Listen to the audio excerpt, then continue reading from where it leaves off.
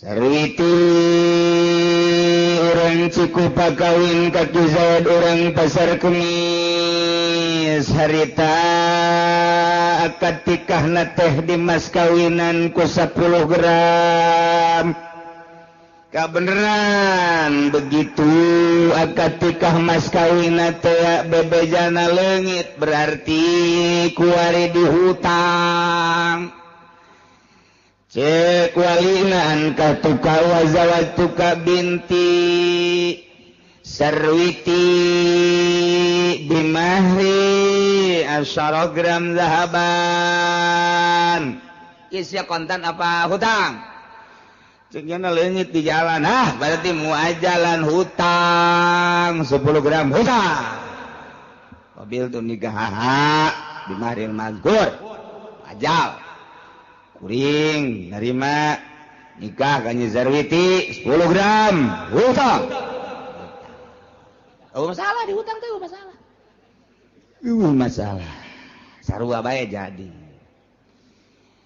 barang geus kitu caritana dek disarean ku Ki Zaid cek Sarwiti kula mah moal wakas sare bareng lamun mas kawin can dibayar sia Sarwiti sosoreun lain sosoreun sebab mas kawin eta adalah gaganti bud'i. Bud'i teh bahasa Arab bahasa urangna naon gaganti apem. Apem ge can kaharti keneh gaganti surabi nu beulah nu aya cengkehan jerona. Aduh, tah juga arti bae kurang cukup. Urang cukup memang deet pikiranana. Dibere bud'i teh ketega arti naon bud'i cagyana bahasa Arab jinganan datu diaji kurang Cikupa bahasa ortodok bagori maka arti surabi beulah aya cengkehan anu sok seuri sakapeung baeud sakapeung eta sia cek awe emang sok baeud sarua bae aduh adena aing ngaji cek awe nyaobek bareng aing sok baleud burung tah cek Sarwiti kula mah moal lantaran mas kawin teh iwadun anil bud'i gaganti liliron tina bobogaan kula berarti nya murah 10 gram nya dihutang kuari lamun dibikeun bae atuh uga gantina bisa cek Sarwiti mun can dibayar moal tugas karek balik ke rek usaha jung itu didoakeun cek Sarwiti teh ka ulah ngambek nyangan ieu mah kula mah hayang ge hayang dibayar doang mas kawin teu tanah cintaku tetap padamu masyaallah ngadenge cintaku padamu ringkak bulu aing mah nah usaha eta dikersakeun ieu Ki Zaid teh usahana ngajejes pas kawin di PHK kuari usaha teu maju-maju malah aya ge sautak saeutik tah tina modal teh dirampas copet bueak kabeh mana kontrakan can kabayar mana duit dicopet batur kabeneran deui kabeneran masyaallah kontrakanana bocor Ki Zaid teh ku kieu teh nyaing hirup ye yuk datang ke pamajikan dek ngahibur diri endahan menta mas kawin waduh cek Ki Zaid kieu amat geus sabulan ka 2 bulan ka 3 bulan nah ka 3 bulan cek Ki Zaid teh jakaka can boga ieu jang mayar masih moal bisa kula mah tetep bae mun kakak teu bisa mayar mas kawin kula mah dek meta pembubaran nikah. Waduh, pan berkelanjutan. Mana kontrakan can kabayar, mana modal beak, mana pemajikan yang dibubarkan pertikahanana. Tah, ieu kumaha ieu? Sarwiti rumah tangga jeung Ki Zaid mas kawina dihutang 10 gram. kuari teu bisa mayar mas kawin geus ditanggokeun datang ka 3 bulan bahkan 5 genep 7 kuari teh hampir 1 tahun can bisa mayar mas kawin keneh bae otomatis si Sarwiti teh penasaran sanggeus penasaran kanyahoan kuari memang bener-bener teu mampu nyi Sarwiti na kuari menta dibubarkeun pertikahanana tah menta dibubarkeunana meunang teu kulantaran teu bisa mayar mas kawin wa fi sarihi bil mahri aqwalun dina miskinna salaki teu bisa mayar mas kawin eta adalah sababaraha kaul ayharuha tafsahu qabla waqtin kaul azharna tarjih berarti hasil daripada beberapa penelitian masalah tersebut timbullah kaul azhar na ieu nurutkeun cek kaul azhar seorang istri bisa ngabubarkeun pertikahanana memet diwakti cara ngabubarkeunana wala tasqa hatta yathbuta inda qadini saruhu teu meunang ngabubarkeun pertikahan yana teu aya jalan Sarwiti ngabubarkeun pertikahan hingga tetep mungguh qadi kamiskinan Ki Zaid. Jadi laporan berarti Nyi Sarwiti teh urang Cikupa laporan kuari KKUA Cikupa atau langsung ke kejaksaan pagi cek Nyi Sarwiti pagi keneng keras amat bendu kula greget hayang gegiraan diuruskeun tenang neng tenang negara orang kan negara hukum bohong negara hukum teh pada usero memboga hukum lagi kudu dihukum ih Sarwiti paham amat ieu jadi mamarahan kieu enak neng kieu kula boga salaki ngaran Zaid urang Cikupa pertikahan kula jeung menang geus satahun jadi nyana waktu nikah mas kawinna dihutang datang ke kuali teu bisa mas kawin saya lapor kepada bapak jaksa bahwa pertikahan saya dengan suami saya yang bernama Zaid mohon dibubarkan ulah waka dibubarkan teliti heula panggil Zaid mana alamat Zaid pasar kemisnya pasar kemis mana pasar kemis kota emang pasar kemis kota kota pokoknya mana pasar kepada yang terhormat Bapak Zaid yang berada di kampung pasar kemis kota kampung kota denan gitu ngaranna saya harap menghadap ke Kejaksaan Cigaraksa sehubungan dengan laporan istri Anda yang bernama Sarwiti mengenai tentang rumah tangga Anda. Diharap menghadap besok pada hari Senin tanggal sekian. Wassalam atau terima kasih demikian kepada Kejaksaan Cigaraksa. Set kirimkan dari itu baca Ki Zaid panggilan saya berangkat Ki Zaid kan itu Zaid ini nama Zaid betul Pak punya isi yang bernama Sarwiti yang Cikupa betul Anda waktu pernikahannya mas kawinnya dihutang 100 Pak 100 ya Pak betul Pak sampai saat ini sudah 1 tahun mas kawin belum terbayar lunas betul Pak. Lantas kesiapan Anda bagaimana? Tiap jam, tiap hari saya siap. Tapi sampai saat ini belum bisa membayar, Pak. Nah, sekarang begini, sehubungan dengan istri Anda yang bernama Sarwiti telah melapor kepada saya dengan permasalahan tersebut, maka Sarwiti ingin dibubarkan pertikahannya. Tak eta teh langsung, geus Sarwiti narapa panggil Ki Zaid, dicek keabsahan dan kebenarannya ternyata benar, maka kakarak didinya payap sahuhu membubarkan pertikahanana adalah qadi atau jaksa. Iya Sarwiti, iya Ki Zaid, ya. Perlu diketahui setelah seorang istri yang bernama Sarwiti melapor kepada saya, setelah dicek laporannya Pengakuan-pengakuan suami itu betul sekali. Maka dengan demikian permintaan dari pihak istri yang bernama Sarwiti ingin dibubarkan pernikahannya, mau tidak mau bahwa saya sebagai penegak hukum di Kabupaten Tigaraksa ini di bawah naungan presiden di bawah naungan Bupati Ismet Iskandar, maka pertikaian Anda saya bubarkan.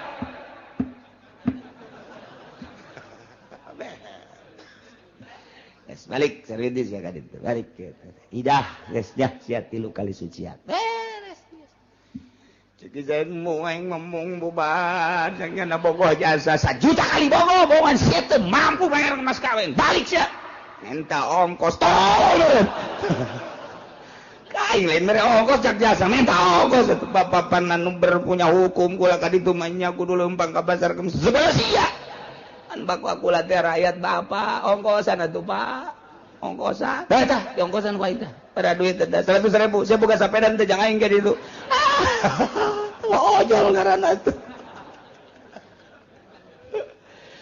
tuh kos kitu jadi teu meunang saunang-unang nyaho tah urang jadi wauh we tah ka Allah teh kos kitu peraturan Allah teh kos kitu jadi nyaho ku hari urang. Lantas ya hukum Allah teh direkayasa. Begitu tak Sarwiti laporan ke KUA. KUA bukan urusan saya ini mah urusan saya mah menikahkan. Urusan membubarkan pernikahan, urusan kejaksaan. Saya mah menikahkan administrasinya gampang. Sekali tak 400. Gampang itu mah. Kalau ke sana lain lagi. Udah ke sana. Ke sana harus berapa? Urusan sana itu mah saya tidak mau tahu. Datang ke kejaksaan bisa diterima harus ada uang 3 juta. Nu 3 juta iyalah nu pinarakaeun. Cukup jang jaksa kokojayan di neraka ku 3 juta. Sedeng sakitu ge. Alhamdulillahirabbil tolol beralhamdulillah sia mah ka neraka. Cukup sakitu kita. Sebab lain dek negakeun agama Allah berarti nyana endek meraup keuntungan dari hukum-hukum Allah nu kuduna ditegakkeun tapi dibuat lahan geura modar sia aing mah ngan ngabejaan doang bisi aing ke disidang ku Gusti Allah ayo Ci bener sia ngayakeun pengajian bener pernah nyaritakeun bahwa urang eta teh haram aya saksina jaksa aja jaksana nyala nu nyokot duitna jadi nyala jadi saksi nyala nu nyokot duit sedang sakitu ge lumayan dah mun teu pernah nyaritakeun bahaya kula mah sakadar nyaritakeun tah mah karasa kareuntut ka jero hate jaksa langgeng ku sia teu karaksa ngojari sia di neraka sakitu doang kula mah ngan ngabejakeun doang cak jaksa aing minggu hareup moal ngaji ka ditu sia aing mah teu ngajakan ngaji ka sia aing mah deuk nyampekeun hukum doang kiai cenah aing ke bagi 2 bae tolong bagi 2 aduh aing disogok burung jaksa ya Allah ya Rabbi gitulah ieu keur carita hukum jadi di jero hukum aya lahan untuk mengambil keuntungan dari hukum-hukum Al-Qur'an anu geus dijabarkeun ku Kangjeng Nabi dikemas oleh ijma ulama dijadikeun lahan di negara ku hakim-hakim ku jaksa-jaksa mejeuna jang kokojayan di neraka ge lain negakeun jeung ngabereskeun hukum anu berkendala manusia supaya plong jaheuh horeng laporan teh ngeunaheun ternyata karasa adilna Al-Qur'an jujurna jaksa nikmat amat diakuilah ku masyarakat bener-bener jaksa penegak hukum bener-bener Al-Qur'an teh karasa ka jantung karasa ka sanubari karasa ka urat-urat ge ngeunaheun jasa horenganan ketika urang boga kendala dek cair ieu mah kumaha laporan atuh ka ditu sangat mal bisa sia teh laporan teh aja jagana kudu 3 juta encan ongkos encan munduran jalan dapur emang ya jalan dapur bejana cenah jalan dapur mah aya eta eungapeun tah menghadapi seorang penegak hukum lantaran teu jujur jeung teu adil teh eungap luar biasa di zaman sahabat bajelema hilir mudik ke kejaksaan teh lantaran tanpa make modal nu matak ngeudaheun A disebutkan A, B disebutkan B, nikmat nu aya. Mudah-mudahan di negara orang balik di ka negara baheula tentang penegakan hukum sehingga karasa kurang keadilan jeung kejujuran negara orang anu dibawa ku para hakim jeung para jaksa di bawah naungan presiden terpilih. Mudah-mudahan seperti eta sehingga orang bisa ngarasakeun nikmat keadilan jeung kejujuran. Amin ya rabbal. Atawa anu ngabubarkeun pertikahanana teh ieu adalah izin daripada jaksa lantaran ketua atawa kepala teh bisa ngahukuman ku lantaran sibuk, maka aya wakilna anu diizinan ku kepala ketika kepala tidak bisa melaksanakan itu pemutusan hukum, maka nu diizinan untuk memutuskan hukum ialah wakil atau naib daripada penegak hukum nu diizinan ku kepala nasilah kento eta teh lamun qoblawatin memehwati kumaha lamun geus diwati Zaid kawin jeung Nyi Sarwiti, mas kawina dihutang ditanggokeun ku Nyi Sarwiti hees bareng datang ka 3 bulan. Barang 3 bulan Ki Zaid teu bisa mayar mas kawin keneh bae. Nyaah jeung deudeuh mah aya ja cinta ieu karunya Nyi Sarwiti. Begitu ditoel langsung nangkara.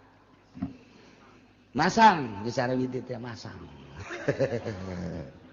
Atuh be diwati geus kadituna mah meureun ngarasakeun ngeunaheun ieu atuh geus lain sakali 2 kali berterus rumah tangga ditanya deui ku Nyi Sarwiti geus ka-7 ka-8 bulan bahkan ka setahun ka kumaha ieu masalah mas kawin ditanya deui teh tetep ngabaget Ki Zaid teh yakni teu bisa mayar mas kawin Ki Zaid teh ieu teu bisa mayar mas kawin teh kabelah dieuna Nyi Sarwiti minta pembubaran nikah. Duh jadi masalah kuari kumaha lamun Nyi Sarwiti mas kawina ditangguhkeun iana di hutang 10 gram kuari mah diwatina geus diwati mas kawin can dibayar keneh bae kuari Sarwitina lapor minta dibubarkeun pertikahan menang apa henteu hakim minta ngabubarkeun pertikahanana wa fi sarihi bil mahri. Tidak masalah teu bisa mayar mas kawina seorang suami terhadap istrina ieu beberapa kaul azharuha menurut kaul azhar mun memeh wati mah bisa dibubarkeun la ba'dahu teu bisa dibubarkeun pertikahan Nyi Sarwiti terhadap suamina nu bernama Zaid lantaran nyanana geus diwati sebab eta mas kawin teh iwadun anil budi kuari can dibayar mas kawina geus diserahkeun lantaran karunya teu bisa dibubarkeun tah mah walaupun tetep bae hutang bae mas kawin tetap hutang dan pembubaran nikah mah teu bisa lantaran geus diserahkeun tateh bobogaanana ka Ki Zaid. Kitu caritana. Eta mah precis ongkos jelema jual beli. Zaid ngajual motor kaki Umar harga 10 juta. Zaid ngaranna Bai, Umar ngaranna Mustari. Ta eta jual beli geus jadi secara omong-omong 10 juta. Wari tinggal nyerahkeun dina barangna yakni motor. Tah kuari si motorna ieu aya nu maling. motorna aya nu maling duit da can diserahkeun motorna aya nu maling ta eta jual beulina geus langsung bubar bae geus teu bisa dilanjutkeun lantaran duitna ge encan dibikeun motorna ge can diserahkeun kabeneran motorna ieu leuit atau memang motorna bubar teh akad da naon-naon. Tapi lamun motorna geus diserahkeun ku ari Zaid ngajual motor ka Ki Umar motorna ku ari geus diserahkeun duitna mah encan ngan motor geus diserahkeun jadi teh jual belina motor geus diserahkeun duitna begitu ditagih icuk colek icuk colek bae terus atawa lain deui cek urang Balaraja mah rebo semen bonen. Nah ieu jual beulina teu bisa dibubarkeun ku hakim lantaran barangna geus diserahkeun ku ari mah lain tuntutan per pembubaran tapi tuntutan hutang ku ari mah jadi teu bisa dibubarkeun geus teh barang lah diserahkeun geus teu bisa dibubarkeun pertikahanana ku ari mah tuntutanana hutang lah iraha deuk mayar ku ari ge sarua bae ieu teh sarua jeung jual beuli di sarwiti teh jual apem kaki Zaid 10 gram cak tukang apem ja apem aing mah aya bae ieu lain apem eta besi apem nu dingiru lain ieu mah nu dibawa setiap saat. Nah eta teh geus diserahkeun ku ari apemna ka Ki Zaid tuntutanana teu meunang pembubaran pertikahan tuntutanana ku ari mah tuntutan iraha deuk bayar mas kawin sarua tuh ieu mah keur carita contoh Zaid ngajual motor ka Ki Umar 10 juta motorna geus diserahkeun ka Ki Umar tinggal duitna encan ja Caki Umar engke soleh barang sore engke icuk ditanya icuk engke tole icuk deh jadi eta motor mah geus jadi teu meunang pembubaran pertikahan perjual belian teu meunang lantaran geus diserahkeun barangna ka ditu ku ari mah dituntut teh adalah iraha deuk bayar hutang. Nah ieu ge sarua bae Zaid kawin ka Nyi Sarwiti kemudian mas kawinna ditangguhkeun 10 gram teh kuari barang Nyi Sarwiti geus dipake ku Ki Zaid berarti geus diserahkeun teu meunang tak ieu ulama teh deuk nyaritakeun la ba'dahu teu meunang sabada diwati mah lantaran barangna geus diserahkeun teu meunang dibubarkeun teu meunang rapa pembubaran ku gara-gara mas kawin lantaran barangna geus diserahkeun ka Ki Zaid kuari mun deuk dituntut iraha deuk mayar mas kawin. Tuh, ieu ngaji dia urang keur di dieu mah iya. Betul. Balik bae. Nungguan sate doang mungkus balik. Emang gitu otak urang.